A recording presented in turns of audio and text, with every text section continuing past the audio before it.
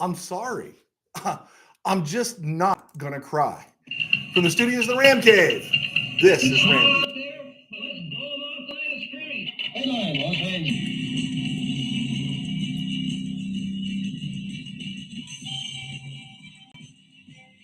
Live from the Ram Cave, I'm Joe Terosian, and this is RamView, the March 18th, 2024 edition, brought to you by Kistler Law Firm. Injured in an auto accident? Need help? Got questions? Call Kistler Law at 661-206-6990. That's Kistler Law at 661-206-6990.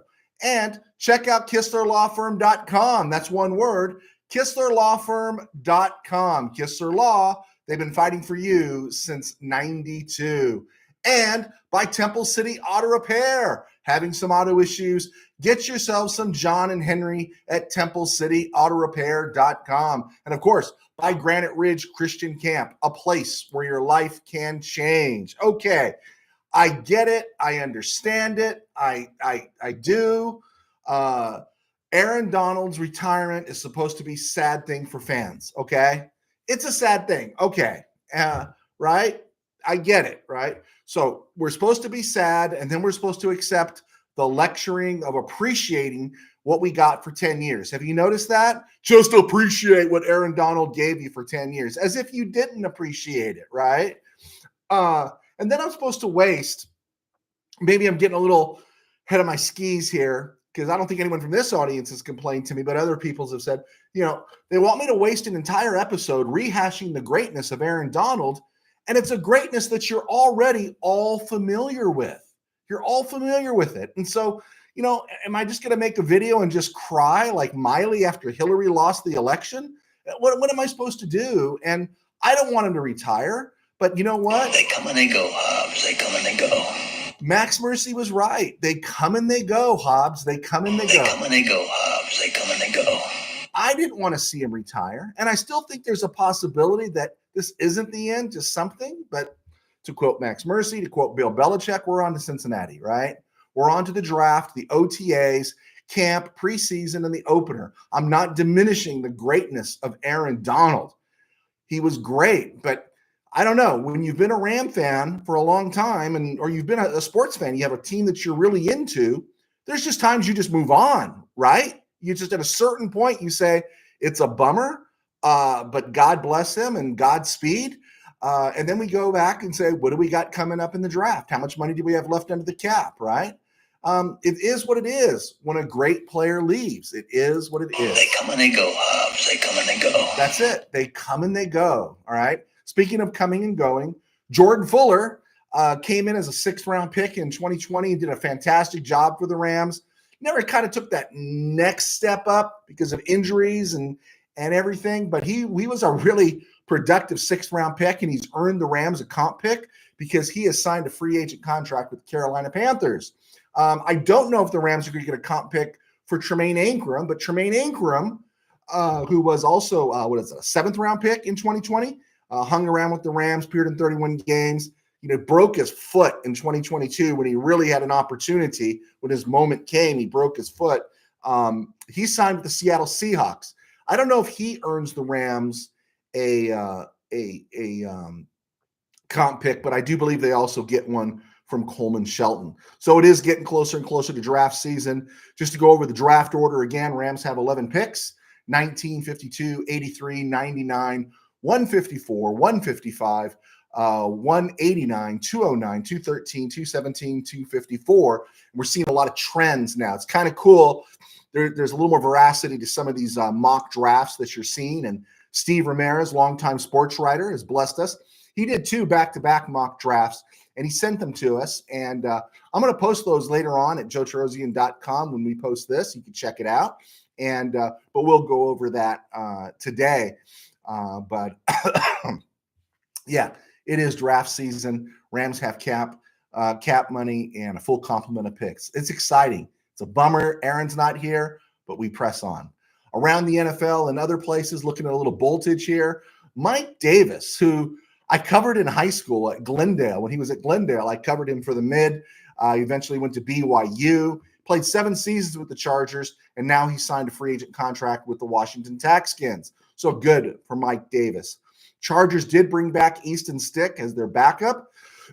They signed Hayden Hurst, who is late of Baltimore, Atlanta, Cincy, and Carolina. The interesting thing about Hayden Hurst, it seems like he's been around forever. He was a first-round draft pick of the Ravens back in as early as 2018, as recent as 2018, and eventually, he didn't make it there because somebody else became the tight end in Baltimore.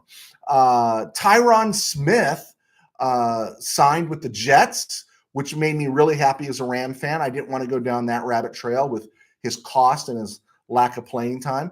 Josh Dobbs goes to Frisco. When we were just breaking down the quarterbacks in Monday's show, I remember us going, we got to Brock Purdy. We said, wait, who's Brock Purdy's backup? Well, it's Josh Dobbs. He signed a 1-year contract with the 49ers. The Raiders signed Alexander Madison, the former Minnesota Viking running back. And this was really good news. For a Rams, base that is sad about Aaron Donald, can I just share with you good news? Chase Young signed with the New Orleans Saints, 1 year, 13 rocks. That one makes me happy. I just didn't want to. You could tell by how long Chase Young was on the market, the 1-year deal. You could tell that Chase Young was not getting the hits and the offers that I think he thought he was going to get.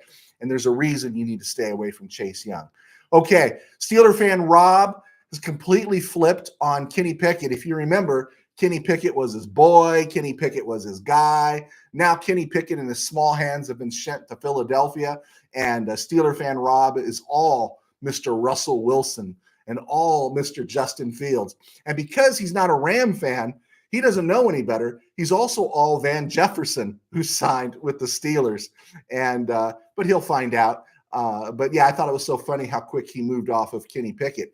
Interesting thing in the AFC North is Tyler Huntley, the longtime backup for Lamar Jackson in Baltimore, signed a free agent contract with the Cleveland Browns. Now, we know Deshaun Watson's going to be the guy. Joe Flacco signed in Indy, and the guy that was getting the playing time was DTR, Dorian Thompson-Robinson, but they signed Tyler Huntley, who has a little more experience. Be interesting to see what the Browns' plans are for DTR. Okay, moving forward here to our break and looking at some questions here in a second or so. I was listening actually, and did you see the shot that Kyrie Irving made, the left-handed hook shot from the top of the key? I know I just saw the highlights of it, but I heard Colin Cowherd just going off on it. He said it reminded him of Magic Johnson, a baby sky hook against the Celtics back in '87. And he described that Magic kind of just pulled that out of the hat. And it's like, if you had been watching the Lakers that year, you knew the baby sky hook was in Johnson's repertoire the whole season. It was something he developed in the offseason.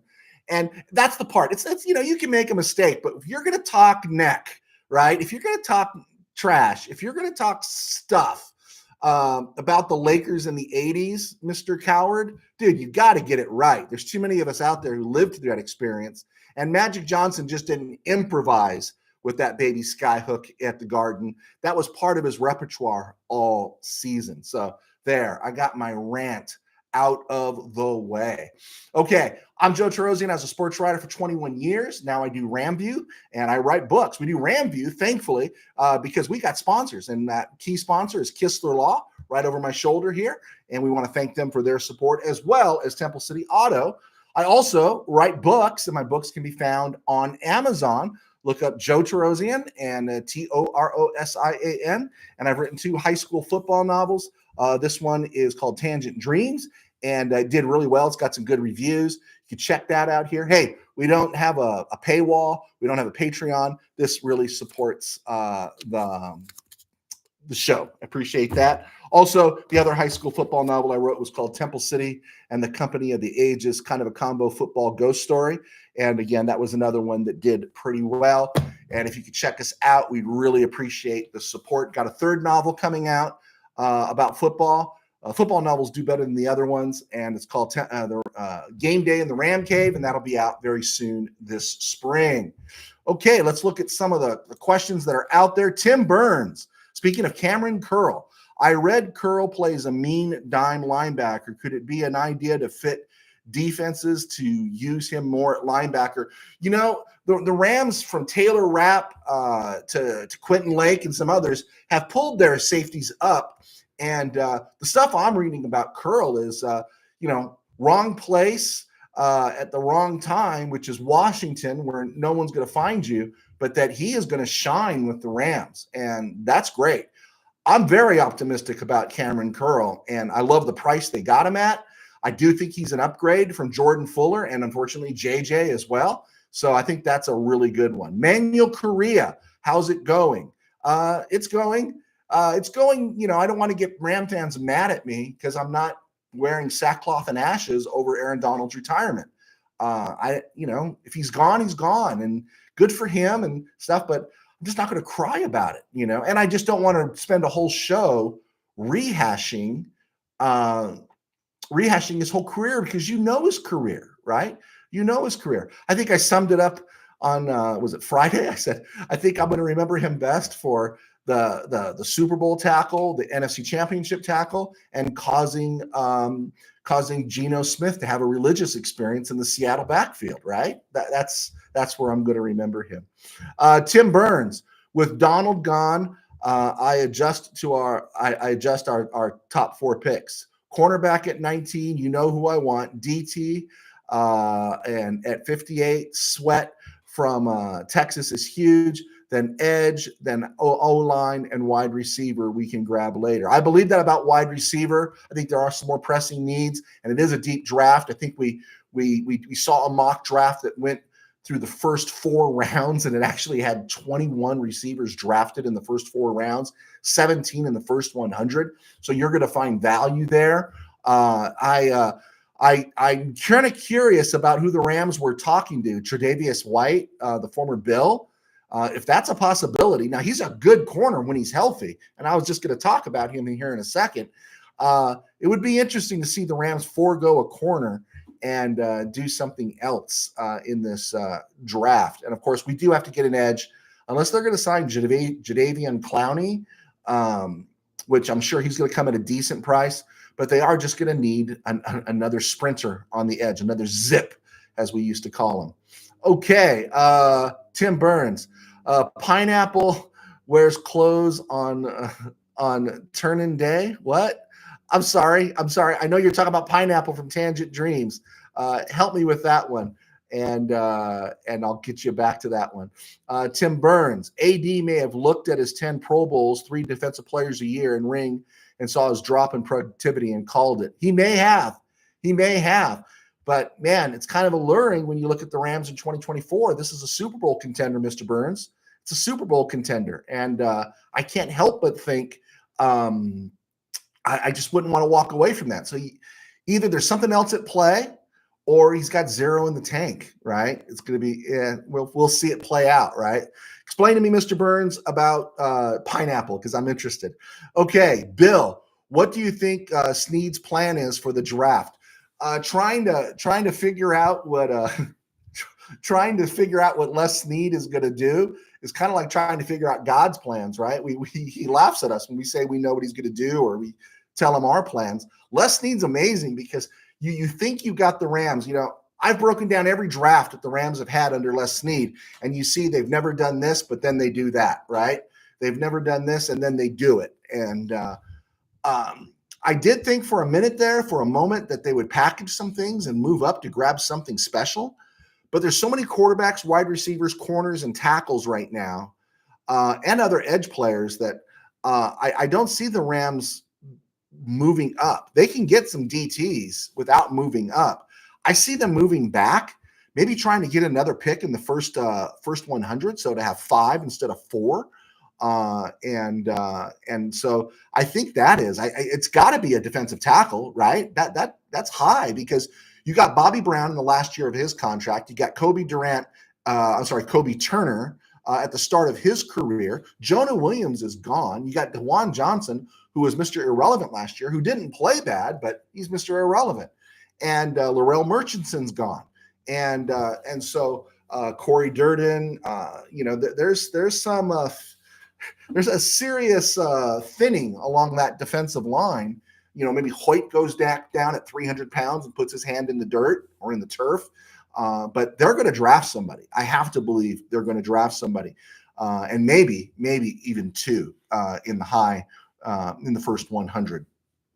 Let's see. Bill, do you think the Rams should sign White, cornerback from the Bills? I was just going to talk about that after this segment here. And I like White. There's everything to like about White. It's just please stay healthy. Just stay healthy. If he can stay healthy, could you imagine the Rams getting away with Darius Williams and Tre'Davious White, and they both have a competent year? Boy, oh boy, oh boy, that would be pretty special, right? That would be pretty special. Give the other guys another year to develop, right? Geez nuts. With AD gone, we need some help in the middle to help Ernest Jones besides an edge rusher. Absolutely. And I saw a couple of mock drafts that address that very issue, Geez nuts. I'll throw this out to you. Who's our defensive captain right now? Who's our leader? I mean, forget the green dot. We always knew Aaron Donald was the leader. Who's the spiritual leader of the defense right now? I'd venture to say Ernest Jones. If somebody can correct me on that, I'll take it. But I'd venture to say Ernest Jones. And with the money we have under the cap left, I'd like to see just an extension of Ernest Jones. I really would. We'll see. Okay. Yeah, geez nuts. You just answered that. Jones. There you go. Absolutely. Steeler fan Rob in Missouri. I never wanted us to draft Pickett, but tried to back him. Just wasn't happening. Oh man, dude, you were drinking the Kool-Aid a year ago, and now it's like, huh? What? Kenny Pickett? What?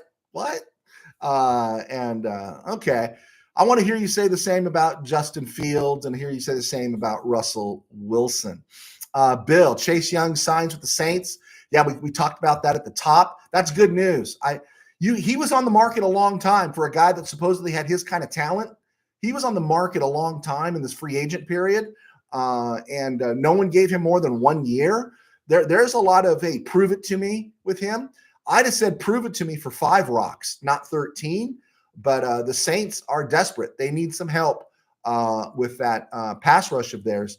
And we'll see. We'll see if he's coming to SoFi again. We'll see what Chase Young does. I'm just glad as a Ram fan that they avoided that, what I think is a train wreck. Tim Burns, Pineapple didn't do anything naked after the team meeting. Felt like a good moment. Yeah, Pineapple did like to be naked. Of course, that's from my book, Tangent Dreams. Tim Burns, I'm going to send you a royalty check for your promotion. Geez nuts. Yeah, Jones is the heir apparent. Tim Burns, Jones is the heir apparent. Yeah, Jones is the spiritual leader of this defense and the figurative leader. And so, yeah, let's lock him up. Steve Ramirez said the same thing. Let's lock him up and let's go from there. Let's make this our guy. I like Ernest Jones, and we've seen the improvement every year from Ernest Jones. I think probably bringing Bobby Wagner in for that year was great for Ernest Jones, and he probably learned a ton. And so, yeah, let's make Ernest Jones the guy. Bill, in the latest rankings I've seen for a wide receiver, Marvin Harrison Jr. slipped to the third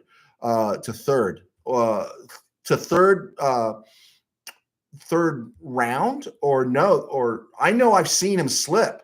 I've seen Malik Neighbors come up into that 4th spot, and then I've seen a lot of mock draft day trades that have the Vikings moving to that 4th spot and the Cardinals moving back. I've seen Marvin Harrison going in the top 10, and I've seen him moving out of the 4th spot, which seemed like a lock for a long time. But I haven't seen him drop any further. Oh, 3rd among receivers. Okay, yeah, Rome Odunze and Malik Neighbors. Yeah, those guys, people like those guys. Yeah, so for sure, maybe it's not a slam dunk. And Cardinals, that might be a cool move. If they're all in on Kyler Murray in a draft where you can get other receivers, right? You move back. And that's what I've seen in some of the mock drafts. They moved back. Tim Burns, Rob loved Pickett. Oh, he absolutely did. Rob Sorge, go Fields, go Wilson. That's Steeler fan Rob's. And then Bill among wide receivers. Absolutely. So I know where we're at, guys. If you have any other questions, please shoot them to me. This is one of my favorite parts, talking to you guys. That's why I don't have a partner. So let's press on. Cap space. Cap space. How much cap space do the Rams have? Donald's restructure before he retired was a huge solid for the Rams. And then Noteboom's restructure was solid for the Rams. So based on the Jimmy G signing and where it's at, I'm not sure. I'm not sure if Jimmy G's contract's reflected in this, but Spot Track has the Rams at 24.4 rocks over the cap, which is the one that most groups go with. Over the cap has the Rams at 23.5. Now, they probably need about 12 to 11 or more to pay for their draft class. And so there is room there to do a little bit. And the one thing I'd like to think about, too, for the Rams is, I think the offense looks really good, right? We like our receivers. We like our tight end. We like our offensive line. We like our running backs. We like a lot of that stuff. The one thing I would think about is that the backup center on this team right now is Mike McAllister. Mike McAllister's the backup center, and we don't have anybody else behind Steve Avila. Just something to think about. Yes, it was on my notes here, guys. The Rams met with former Bills cornerback Tre'Davious White. I think he was at LSU, right? He was the number one pick. And he's very good when he's healthy. In fact, people were surprised the Bills put him in the street. But what is it, like 30 games, 30, 33, 25, 30 games the last 3 years? ACL, everything. So you can't count on him. But if he can play, and Darius, well, we could wring out another year from Tre'Davious White and then another year from Darius Williams, give a little bit of that Marcus Peters, Aqib Talib fill in 2018, and then we'll dump them in the following year like the Rams did those guys. I'm down for it. And then maybe the Rams can expend some draft resources someplace else because 2024 is covered. There was more speculation that the Rams could take a chance on Zach Wilson from the Jets. And, Jimmy G, the Rams signed Jimmy G. I have no problem with Jimmy G. They decided to move on from Carson Wentz. Jimmy G's a really good backup quarterback, and I'm all down with him as long as he doesn't start 5 or more games next year, right? If he starts 5 or more games next year, that means Dresser Wynn's going to be playing. And so instead of Dresser Wynn, I wouldn't have a problem if the Rams spent a 7th-round pick, give them pick 254, nothing more, bring Zach Wilson in, let him dry out, let him stay unactivated for the whole year, and see if Sean McVay can do something with Zach Wilson to resurrect his career. I got no problem. He's got a dynamic arm, but that's about it. He's got a dynamic arm. He's like the Nuke LaRouche of the NFL, right? A thunderbolt for an arm and 10 cents worth of a brain, right? And so if he can sit for a year, learn for a year, Jimmy G's a pro, Matt Stafford's a pro, Rams climate, Rams culture is really good. 7th-round pick for a guy that could be our bridge in a couple years, yeah, or might fetch another draft pick, a higher draft pick. Yeah, I'd take a flyer. I just don't want Zach Wilson to be my primary backup quarterback, if that makes sense. And good for Jimmy G. Good for Jimmy G. All right, Steve Ramirez, longtime friend, guy that worked at the Trib. He sent me 2 of his mock drafts. And so he waits until the free agent period gets in full swing, and then he makes his picks. And so he sent me an unadulterated, so to speak, mock draft with no trades, right? No trades, no moving around. So the first mock draft he sent me had the Rams at 19 taking Cooper DeJean. All right, we're good. Good corner. Then we're not getting Tre'Davious White, right? Number 52, Tavondre Sweat at number 52, right? I think he's listed as the 3rd or 4th best DT. He's the Goliath that's in the Texas front line along with Byron Murphy. And then a guy that's underrated and I think is going to be better than people think, the edge rusher from UCLA, Gabriel Murphy at 83. Number 99, wide receiver Javon Baker, UCF, that's Central Florida. Tackle Javon Foster from Missouri. Linebacker J.D. Bertrand, Notre Dame. I like that guy. I've seen that guy at 155. At 196, Hunter Narzad. So he's the center from Penn State. And so Steve was thinking like I am about the Rams needing a center. At halfback, he took Frank Gore, the halfback, at 209 out of Southern Miss. Eric All, the tight end, at 213 out of Iowa. Joshua Carty, kicker, Stanford. I think Joshua Carty is going to be the new Creed Humphrey, right? If the Rams don't draft him, he's going to be the greatest kicker that never kicked for the Rams, because everybody's got Joshua Carty on their mock draft list. And then at 254, edge from James Madison, Jalen Green, who could be a guy. I've heard buzz on him. Moving to a second mock draft, he went a little more traditional there. UCLA's Leatu Latu at 19. Tavondre Sweat at 52. Steve, it's a home run already. I'm all into Tavondre Sweat. Renardo Green, Florida State. That guy's a corner with some legs that people are into. Javon Baker again at 99. Michael Barrett at 154, linebacker, Michigan. Javon Foster, Missouri, tackle at 155. He got him at 154 in the last draft. 196, Hunter Narzad again. Frank Gore again at 209. Joshua Carty at 213. Omar Brown. I've heard about Omar Brown. Omar Brown feels like just a special teamer, maybe a new Nick Scott for the Rams. I thought that was an interesting choice there for Steve. And then Eric All again. And if you remember Eric All, he started at Michigan. Correct me if I'm wrong, Steve.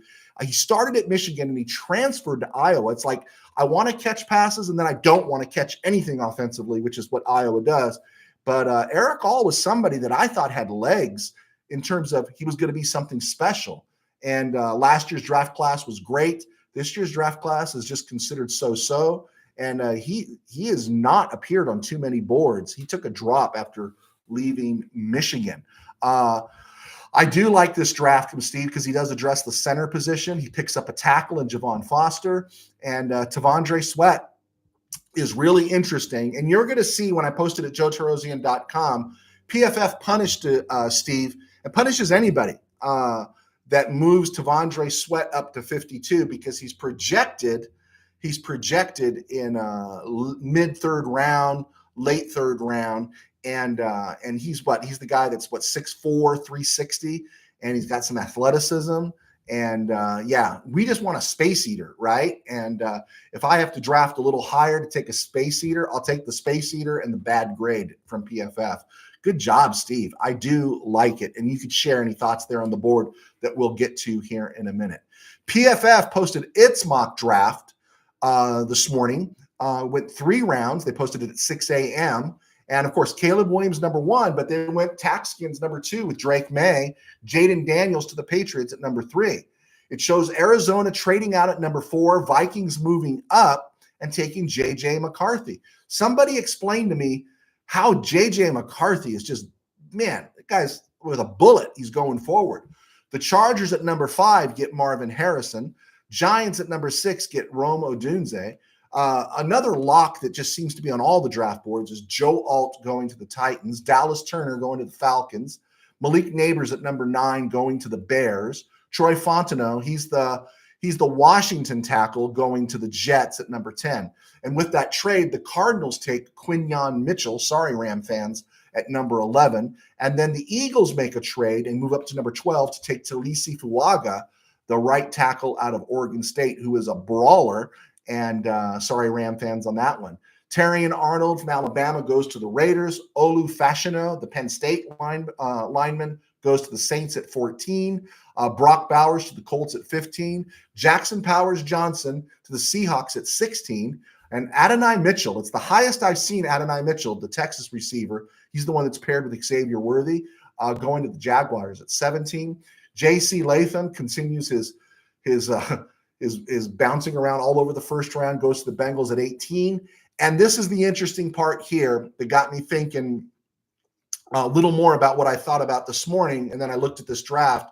Rams taking a Jazon or Johnny Newton out of Illinois. He took huge steps in 2022, 2023, 6'2", 295. I'd be okay with that if the Rams took him at 19. And then Cooper DeJean, sorry, Mr. Burns, goes to the Steelers at 20. And then Byron Murphy out of Texas goes to the Dolphins at 21. Because of the Broncos trade, Bo Nix goes to them at 22. And then Latu out of UCLA to the Cardinals. Barton Graham Barton, the interior lineman, goes to the Cowboys. The one interesting one there that they have in the first round is Minnesota safety Tyler Nubin. He's gotten a lot of energy lately. I just wouldn't draft a safety in the first round. Just wouldn't do it. I wouldn't do it. Speaking of Xavier Worthy, Ravens are projected to take him 30th overall. 49ers, Amarius Mims, that would be a good draft pick for them. And the Chiefs, Tyler Guyton, the tackle out of Oklahoma. Some notes about this PFF draft that goes 3 rounds is Chop Robinson, Nate Wiggins, Kool-Aid McKinstry all dropped to the second round. Troy Franklin, who's projected late first round in many circles, drops to the Chiefs at 48. What a windfall for Patrick Mahomes. And Michael Penix goes to the Raiders at number 44. So just wanted to throw some of that stuff out there. But because it was a 33-round draft, PFF projected the Rams taking also another defensive lineman at number 52, Ruke Orhoro out of Clemson, 6'4", 295. Chris Abrams-Drain, cornerback, Missouri at 83. And Tommy Eichenberg out of Ohio State, off-ball linebacker, great against the run. Might fit that bill to help Ernest Jones, 6'2", 239 at number 99. Just wanted to get those out there. I see questions have popped in, which is really cool, and we'll get to those here. Hey, one thing I wanted to hit on here before we move on to the final round of questions is on this day in 2011, Drew Hill passed away from a pair of massive strokes. He was only 54. Drew Hill was drafted by the Rams out of Georgia Tech in 1979 in the 12th round, 338 overall. And in that draft, what was so interesting about that draft that always stuck out to me is the Rams drafted 3 players named Hill. Kent Hill in the first round, Eddie Hill in the second, and Drew Hill in the 12th. Now, Kent Hill also went to Georgia Tech and played with Drew Hill there, but he also later on was in Houston playing with Drew Hill after the Jim Everett trade. So Kent Hill and Drew Hill had a lot of connection. But Drew Hill was with the Rams for 6 seasons. He played 5. He was on the Super Bowl team in Super Bowl 14. He missed the 83 season due to injury. And in his time with the Rams, he caught 60 passes, averaged 22 yards a catch, scored 10 touchdowns. He's a big play guy, but there was just no one to throw him the ball, right? And he was traded in the summer of 85 to the Oilers for a pair of conditional picks that didn't really amount to much. And then this guy who was a 12th round pick, who only caught 60 passes, who seemed just like a guy in the NFL who happened to be really fast. Hill spent the next 7 seasons in the Oilers run and shoot offense with a guy named Warren Moon. He caught 480 passes, scored 47 touchdowns, went to 2 Pro Bowls, and then later finished his career with some strong numbers in Atlanta in 92 and 93. He had 634 catches and 81 touchdowns for a 12th round pick. Now, what I'm going to say here, before the NFL offenses went crazy after 1978 or during the 78 season when the pass defense rules were laxed, I remember Charlie Taylor breaking the NFL all-time reception lead with 633 catches. He broke Don Maynard's record, and that was interesting that when you look at Drew Hill's career, he caught 634 passes, a 12th round pick. The Rams couldn't figure out what to do with him because they didn't know, but he ended up having a great career. I remember he returned a kickoff for a touchdown for the Rams back in 80. Made a couple of big plays, because he was so fast. And so you had to appreciate Drew Hill, but no one knew what we had. I will say this, though. If he was part of the 79 draft, that meant he was drafted by Don Klosterman. So score another one for Don Klosterman. Amen? Amen. Okay. It was a stone group. All right, let's go. Other questions here. Let's see. Manuel Correa. Who do you like at number 19 now? I'll tell you, I like the PFF picks. I really do. I'd like Tavondre Sweat instead of Ruke Orhoro out of Clemson, but I do. I don't know if I want to see the Rams move up. I'd rather see them move back if they think they can secure another DT. The Rams needed help on the defensive line anyway this year, and now with technically Aaron Donald not there, they do need help. And I'd like to see them in the first 100 grab 2 premier defensive tackles. And because the draft is so heavy with offensive tackles and receivers and everything, some of those guys are going to drop. And as we see, you don't see often a defensive tackle, an interior defender, being taken above number 20 in this draft. So yeah, I'd be good with the Jerzon Newton or Johnny Newton from Illinois. I'd be kind of good with Byron Murphy. And Tavondre Sweat is the guy that I would move from third to second round to grab. Yeah, so that would be my preference right now, Manuel Correa. Manuel Correa, have you heard anything on Hassan Reddick? I thought he was working the situation out in Philly. I thought that they were coming to an agreement in Philly, and last I heard, I thought he was going to stay there. So I don't know anything more on him. Tim Burns, how did that retirement gift to Donald fit into our cap? I think it was all part of the plan, obviously. I don't think he sprung it on the Rams.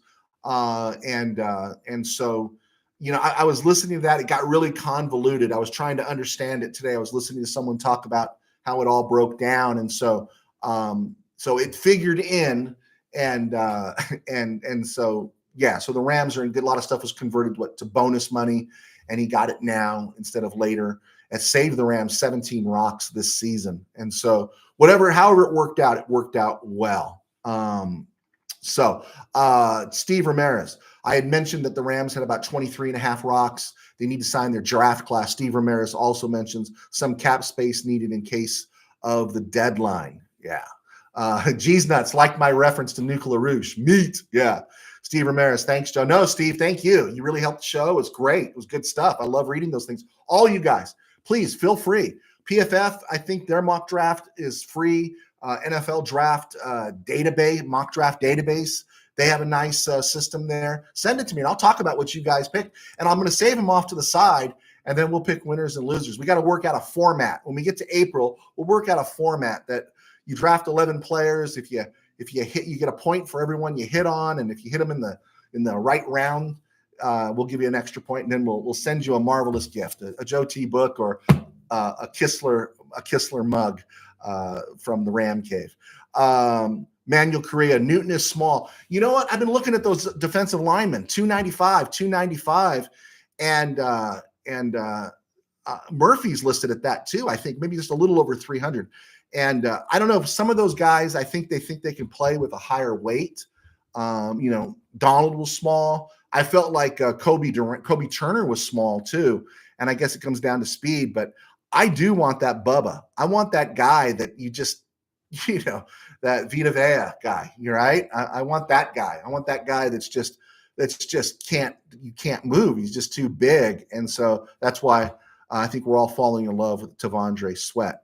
Rob Sword, Steeler fan, Rob in Missouri says, I wouldn't trust PFF as far as I can throw them. Oh, I would trust them. But my thing is that as I heard somebody else repeat the other day, is you just got to kind of take it with a grain of salt. Like we said earlier, is that they're a starting point, right? They're a starting point. And my struggle with PFF really isn't PFF. It's just that what you see with your own eyes, you'll dismiss that because PFF grades something different. And it's like, well, wait a second. I saw this with my own eyes. And I'm not an idiot when it comes to football. I don't watch remedial football, right? And so I would never defer to PFF for something I've already seen. But if it's something I haven't seen, it's a starting point, and then you go. When I was working at the Mid, we did a lot of research on high school history. And high school history is really poor, but you dig out some great stories when you're looking at the high schools and great games that get forgotten unless there's guys like Steve Ramirez writing about it. And so that was one of our passions. Was I would literally go to a school, making a range weren't reliable, but you get the scores of the teams they played. And then it gave you an idea of when teams played. And then when you went into your other research, you could dig out what happened and stuff. And so I think of PFF that way. It's a great place to start, and it's not a bad subscription, but you got to trust what you see. Don't just hand over your wisdom just because it's on PFF, because sometimes they're not perfect. Dan O, anyone attending Rams draft experience in Hermosa Beach? I generally don't. I don't go to those kind of places at all. But if you guys want to make a connection here, good for you. I just don't like anyone screaming in my ear when they're making picks. I'm generally in the Ram cave throwing things around. And I'll admit it, when the Rams drafted Todd Gurley, I wasn't happy. A couple of the guys from the mid were in the Ram cave with me when we watched that draft. I was screaming my head off, not Todd Gurley, not Todd Gurley. And so Joe T was wrong. I'm hardly the Don Klosterman of sports journalism here. Steve Ramirez, yeah, I referenced 1978, the Mel Blount rule. Yeah, that's when everything kind of changed. Tim Burns, Sweat is projected mid-70s. We would have to use 52, which seems early. I agree it's early, but if the Rams believe in him, right? If the Rams believe in him, you're not drafting Stan Johnson in 78. I don't know if any Ram fans remember Stan Johnson in 78, but he was a second-round bust, didn't even make it out of camp. And so if he's that kind of a guy, of course. But if the Rams are sold on his intangibles, I would move up. I would move up, and I'm interested to think if other teams might move up as well. It's funny as everyone starts getting a buzz, everyone kind of goes further up. But yeah, Mr. Burns, I would do that. I would jump forward. Manuel Correa, I'll send you my mock. Please do. Please do. Send me your mock. JTBank1964 at yahoo.com. You know what, guys? Since you're there listening to me, JTBank1964 at yahoo.com. There you go. Send me your mock, and I'll post it and we'll talk about it. And then you can send me a receipt that post a picture of yourself reading my book. That would be cool too. Manuel Correa, Mason Smith, Gabe Hall are noose. Help me with that one, man, and I'll talk about it. Tim Burns, do you miss the old days in the booth stories, please? You mean the press box booth, right?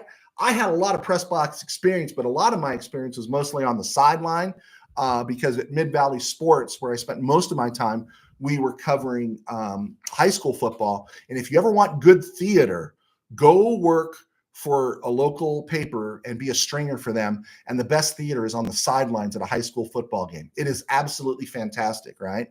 But in the press box, I got some stories.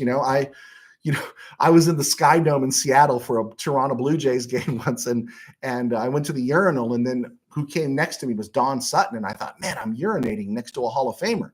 And then a few years later, I was at Dodger Stadium covering a player that we had covered as a high school kid, actually as a little league kid who made it to the bigs. And the game went long. And so I ended up going to the restroom there in the press box. And all of a sudden, who comes in there? And he goes, boy, I tell you, those games can last a long time. It was Vin Scully. So he was urinating next to me. I've urinated next to 2 baseball Hall of Famers, man. Put that in your pipe and smoke it. And I also got great conversations with Hacksaw Hamilton and stuff. So yeah, there are some good stories there. But yeah, the food always tastes better when it's free. Sometimes they charge you $5 like at Staples Center, but the food is always better when it was free. Okay. Let's see. Manuel Correa. I like Braylon Trice and Marshall Nealand. Yeah. In one of the mock drafts that had the Rams taking Ruke Ohorohoro, the next draft pick was Marshawn Nealand at 53 after the Rams took Ohorohoro at 52. Manuel Correa, when I was born. I was born in 64. I was born in 64. The gray hair does not lie. Steve Ramirez, Vin Scully once said hi to me in Dodger Stadium Media Cafe. Vin Scully, man, that guy, I can tell you stories about Lasorda. I like Tommy Lasorda, but man, that guy can be a bit salty. But Vin Scully was Moses. I mean, many years ago, the Dodgers were converting the not the press box, but I'm sorry, what was the small thing? It was just above Loge, the box seats area. That area where they put the luxury boxes in, club level. That was it. And they created this thing called the Dodger Experience, and had it's like a little museum in there. And then I was there one night and with some friends, and Jim Gott is signing some autographs. Ron Say is signing some autographs. and everyone's all gathered around them. But at the other end, Vin Scully entered in, and it was like Moses had entered the room, and everybody just parted for him. And he came in there, how you doing? How you doing? You know, he was really gracious to everybody. How you doing? And nobody dared ask him for an autograph, but it was just the reverence of Vin Scully. And so if there's a fourth person in the Trinity, it's Vin. And so, yeah, that's how I felt. Tim Burns, I am sending you one of those urinal discs for the Ram Cave. Okay. I'm supposed to be talking Ram football here, guys, and I'm talking some of my misadventures. I got Steve Sachs mad at me once, if you guys want to hear that story, and I nearly got into a fight in Anaheim. But those were the days when I was also sneaking into games. And yeah, I'm Pastor Joe now in my day job, but I used to sneak into baseball games and do things you probably wouldn't want your pastor to do, but I've repented and stuff. So does anyone have any more questions about Ram football? I'd love to talk some more Ram football. Are you guys okay with Jimmy G? I'm okay with Jimmy G. I'm just thinking about the things I want. I want a backup center. And I think other than that, I'm okay on offense. We want that kicker from Stanford. And I'm interested to see if the Rams believe Tre'Davious White has something in the tank. Man, the Rams could kind of like buffer that secondary without spending draft capital, and then grabbing some of their needs here at edge. Edge is a huge deal. I've been anti-Jadeveon Clowney, but as the days pass, I'm getting a funny feeling the Rams could grab him just for a cheap price, $5-6 mil. Just to round out that roster, because they need somebody there. Somebody. You cannot go back in the next season with Michael Hoyt, no matter how much we love him. But Michael Hoyt at 6'4", 310, I wouldn't mind seeing him along that defensive line, just in the interior, not just not on the edge. Okay, who is the quarterback that backs up in weeks 1 and 2? That's right. That's right. I don't know who it was. I think it was Bill brought up the fact that Jimmy G is on suspension for the first 2 weeks of the season. That'll be interesting to see. I'm sure they're going to bring in a camp arm, or, is Stetson Bennett going to get a chance? Heaven help us, that it could be Zach Wilson or somebody. That'll be interesting to see how that plays. I don't think it's going to be dress or win. And again, what's interesting too is the schedule. We're going to see when the schedule comes out where the Rams are going, where they're going to be. I gotta think, a little different now, maybe with Aaron not there, but or if he is there, right? If the Rams had everything still lined up, I think they definitely might have gotten that maybe part of that Thursday opener, or something close to it. That would have been something to think about. And then one more thing to throw out there in terms of the Rams and quarterbacks is what do you do in terms of Matthew Stafford if you know what your needs are, but let's just say Michael Penix is there at number 52. Would you draft him at number 52? I almost feel like you'd have to, right? I almost feel like you'd have to. All right, Manuel Correa, Javon Solomon, Troy would be sweet in the late round. Tim Burns says, yeah, take Penix at 52. I'm leaning that way too. Manuel Correa, keep throwing those names at me, man. You make me work and such. Hey guys, am I wrong? Real quick here. Finally, we're in the last minute. I will not go past 50 minutes. Am I wrong when I talk about, hey, I'm just not crying over Aaron Donald retiring, right? As longtime Ram fans, I'm looking at Dano, I'm looking at G's Nuts, I'm looking at Manuel, I'm looking at Mr. Burns, Steve, all you guys, Bill. We've all seen great players leave, and I don't know. Should I have devoted a whole show to repeat all the stuff you already know about Aaron Donald? I don't know. I just didn't feel that was it, and so we just kind of pressed on. We're on to Cincinnati, right? We're on to Cincinnati and stuff. So they come and they go, Hobbs. They come and they go. They do. They come and they go. Everyone retires. Guys, you made this a really great day. I hate to leave. I've been up since 5:30. I had a busy day, a lot of meetings and stuff, a lot of time on the road, and I was stressed about coming on. I had some technical issues, and you guys made this a really fun day. Thank you so much. Everyone that's watching now, everyone that's clicking on later, if you guys can just help us out, do a like and subscribe, notification stuff. Check us out on Spotify. We're still kind of treading water there. But I do appreciate it. You guys got my email there in the comment section if you want to email me, your mock drafts, and we'll go from there. And we will have some fun with the mocks. I haven't nailed it yet, but I've been talking to Kistler, and we've been talking about coming up with some kind of promo box or something. There's Kistler right there. That's not him. That's the most interesting man in the world. And that's my Kurt Warner jersey, but there's Kistler right there. And we were talking about coming up with some promo stuff. And we were thinking yeah, let's get your official mock drafts in. And then we can see you get a point for anyone that's drafted. Even if you project them at second round, they get taken in the third round. You get a point for that. But then you get double points or something more if they're drafted in the spot you said they'd be drafted in. That kind of stuff. That would be a lot of fun. And we'll send you some Ram Cave swag, which, it might be. I have a book from Joe and maybe a Kistler mug. All right, guys. Let's see here. Manuel Correa, Spencer Rattler. You'd want Spencer Rattler over Michael Penix? I'm just not a Spencer Rattler guy. I wasn't a Spencer Rattler guy before I saw Caleb Williams play, but I became less of one after that. I'm just not a Spencer Rattler guy. That's going to be an interesting conversation, Mr. Correa. Dano, bummed but not crying over Aaron Donald. Okay. Manuel Correa will be fine. I agree too. Okay, guys. You guys just blessed me today. Thank you so much for hanging out and being patient with me. This is RamView, and I'm Joe Terosian, and we will see you on Friday.